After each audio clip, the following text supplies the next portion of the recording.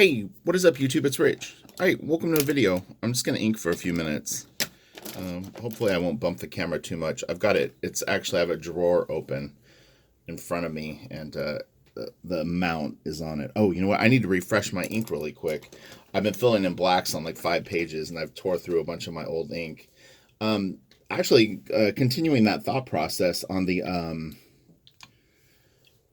demystifying the Hunt 102, and also the just any other inking videos. One thing that I do is I will save my old ink when it gets really thick, and I throw it in this bottle of, I don't even know what this is, some sort of, I don't know if it was lotion or something like that, but I just stick it in this bottle, and I call it Mississippi Mud, and this is my black filling in ink. Although generally speaking, even though I do dilute my ink kind of daily, oh, look, the cat. You want to be on YouTube? You're too funny. Why do you like when I'm on YouTube so much? It's really weird. Yeah, I like to keep a bottle of the really black stuff, and then for fresher, newer ink, I'm gonna just hit autofocus here, so just in case I'm out of focus. Yeah, so I can chit chat for a few minutes while I'm doing this. I'm working on Iron Maiden Legacy of the Beast right now, and I'm working on the 3rd issue. And today is kind of like voucher day for me, so I'm cleaning up the pages that I did over the last 7 days. And what I'll like, I fill in the blacks, I clean them up with like getting white paint if they need that, and then I'll scan them 600 DPI and then drop them into a coloring template and send them off to my art director for Iron Maiden. It's pretty cool. It's kind of neat. Like, I know like not everyone knows who Iron Maiden is kind of sometimes hard as that is to believe, but you know, I mean, I've worked on Batman, I've worked on Wonder Woman, I've done a lot of different things, but there's definitely something neat about working for such a big heavy metal band. And you know, I know traditionally speaking, if you know comics, those books aren't really like the highest tier sort of jobs, meaning that you know what I mean, like they're not going to compete against like Sensational Spider-Man or you know what I mean, like whatever's out, but they have their own kind of core audience. But yeah, it's actually really cool working on it. And the artist is really good. I'll plug him. It's Kevin West. This is a David Finch, just kind of like an inking demo thing that I'm doing. And the more ground that I gain on it, kind of the better, because then I can get to different things. But right now I'm kind of just blocking in stuff. I usually will do a first pass where I'm just setting up sort of borders on things, and then what I'll do is I go in with like the detail, but I like to have my sort of battle lines drawn. I'm hoping that this thing is still in focus. I'm not really moving around too much, although I rotated the page, but it's generally if I try to pull something up. I'm going to check into that app. Someone had suggested there's an app that kind of locks your phone into an autofocus mode. My phone has that. I don't have a cheap phone or anything like that. And it's pretty much the most current version of it. But even still, doing this kind of work, I don't really think that they were sort of built for that. So, but it works okay. I mean, this phone's nice because, I mean, my old phone, I think it would do 1080p. It definitely did 720. Have better audio though. It's funny. This phone's a little tinny. But anyway, it's funny. I was actually gonna start the video talking about this, but so I'm doing a book on tape right now. I'm actually doing 2. So I'm doing Elric and but I just got on this like Stephen King kick. Like, I don't know what it was. Something was in the air, and all of a sudden I wanted to like check out some Stephen King. And so I was watching YouTube videos of people showing their Stephen King collection, which is actually really kind of fun just to see people go through all their books. There's this one guy that's got an insane set of like first edition Stephen King hardcovers. It's pretty cool.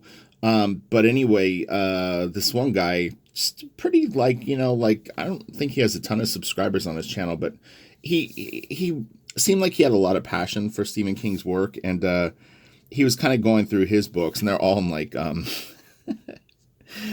not milk crates, but like that kind of thing. Like he definitely was like the opposite of Mister, like Killer Bookshelf, and who knows how much all those first edition books cost. But I liked what he was saying, so I didn't really care about the production value on his video. But anyway, he started talking about a book called Duma Key, and holy shit, I'm about 40 minutes into it. It is dark, man.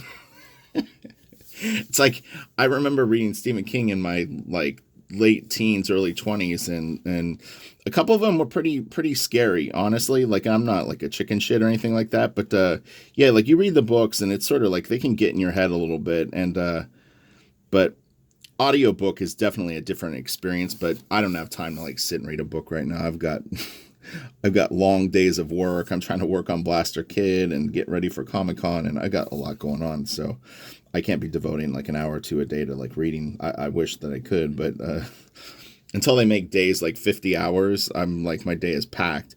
But yeah, it's really really dark. If anyone's read it, like don't no spoilers, but he liked it. He said that there was a lot of people that didn't like it. Oops, sorry, I didn't mean to hit the phone. But it's so far so good. It's just kind of ramping up right now. You can tell like nothing really super significant has happened, but man, it is depressing. Oh man, what I want to do is like I'm really like I don't know if it's I don't think I have OCD like literally, but I like to do things, and I'm a perfectionist for sure. I don't know why, but like even for the Stephen King thing, it's like I've read Carrie before, but Carrie I guess is technically his first book, but I kind of want to start at the beginning and like read them all in order. It's like, oh man. I had a friend when I was a kid, and actually I lived at his house on and off for quite a few years, and they had a beautiful library in their house. They had a real nice house. I'm not even gonna lie. They had like a grand piano and the living room and a big den, and like it was really nice. It's not like super like off the charts like 20 room house or anything like that, but they were doing okay, and they had these bookshelves with all these beautiful books, and nobody freaking read them, and it was so weird. And I remember as a kid, like I said, I lived there on and off for about 6 years. It was like stuff was going on with my family, uh and yeah, it was like they were all classics. They were all like leather bound books. There was other old books. I wish I could go back and actually check them out now as an adult. But I always thought it was kind of sad that like nobody ever read them. Like they were never touched. It was just like just this almost like a piece of art in the house. And I remember kind of making the decision in my mind at the even back then, going like someday I want to read like all the classic novels that are out there. Um, you know, it feels like it would be like it would enrich your life. Sometimes I'll look around online and see like if there's sort of like a list of like the 100 most like critical books that you should ever read, like if you're gonna do something like that. Oh man, you know what, like for someone who like, because I know like there's people right now that really have kind of grown up with the internet, sort of like if you're 19, I mean it was definitely always a part of your life, but man, the difference of like now and like before, it's so kick-ass. I mean, the first few years that I had like internet at home and I could do search engines and stuff like that, oh my god, it was like a freaking playground of like, oh my god, like can I look up this band and find like bootlegs or whatever it was. Like it was I'd always describe it as a little bit like the old west, but just like the internet was the old west. Places were being built, but the connection wasn't always there. I use this analogy a lot, but like why I think westerns, and I'm not like a huge western fan, but I really appreciate one thing about it is there's something fascinating about like the edge of town, meaning like if you committed a crime and you got to the edge of town, you could get away. And I like that, like that it's like for video games and stuff like that. Like, like if there's cell phones and technology that can fly faster than a person can travel on foot or like on an animal, it just seems like it limits the possibilities. But there's something really cool about, like, if you got out of town and went into like the dangerous mountain range, you could escape. And that's kind of how the internet felt back then. It was like everything was unknown and stuff would just like pop up and you'd be like, man, what is this Yahoo group or whatever it was? And it was like, it wasn't Fringe or like I don't know, it's like the dark web or something like that. But it was a little more interesting. I think even the like Google kind of dumbed itself down, like Google search engines and stuff like that, where it was like it used to be a lot more interesting to search with Google images and even just the regular search engines. But I know that there's others, but yeah, it's like kind of. I could do these with a straight edge. I probably will at some point, but right now I'm gonna break these up anyway. So I'd rather have a little bit of character with the line. Hopefully I'm in frame. It would suck if the whole time I was inking I wasn't. But yeah, like I said, this is just a casual chat, and we'll throw down some lines. But yeah, when I write stories, I a lot of times seem to want to capture that spirit of the Old West, even if it's not a Western, where it's like there can be some technology, but it's got to be kind of primitive. I think a lot of times it's a throwback a little bit to the Star Wars thing, where, I mean, even on Tatooine, it just felt a little bit like there was places that were undiscovered. I hate the idea of everything being kind of like accessible and every piece of information and knowledge being sort of like you can get it.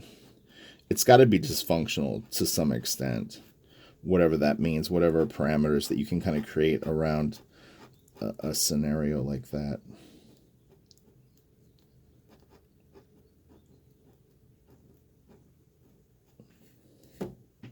Sorry.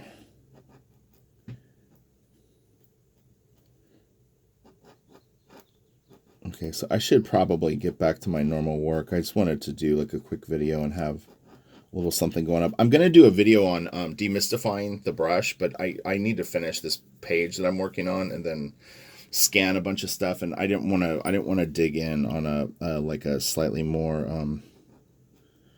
in-depth topic. But yeah, I'm going to show you like kind of how to look for a good brush, and then how to take care of your brushes. It's quite a bit different than the 102 video that I'm going to do, and I'm actually going to be a little more thoughtful with it, meaning there's things that I could do better myself to take care of my brushes that I do sometimes and sometimes I don't. But I'll really give you like a good rundown on how to take care of a brush, because it's a more expensive tool. They're more fragile, and I just think that it's a good idea to devote that kind of amount of, sort of care to the video.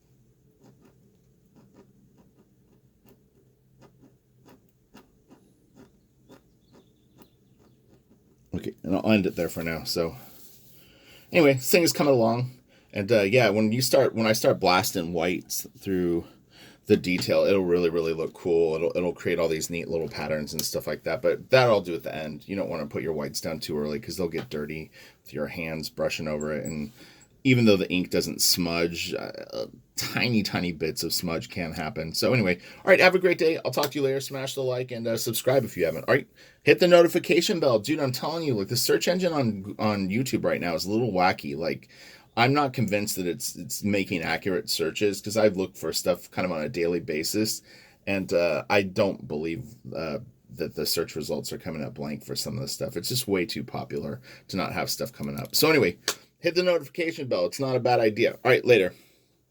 Oh, and that's the other thing YouTube does, is like that, like 8 hours later, it notifies you that a video has been uploaded. That's bullshit. All right, later.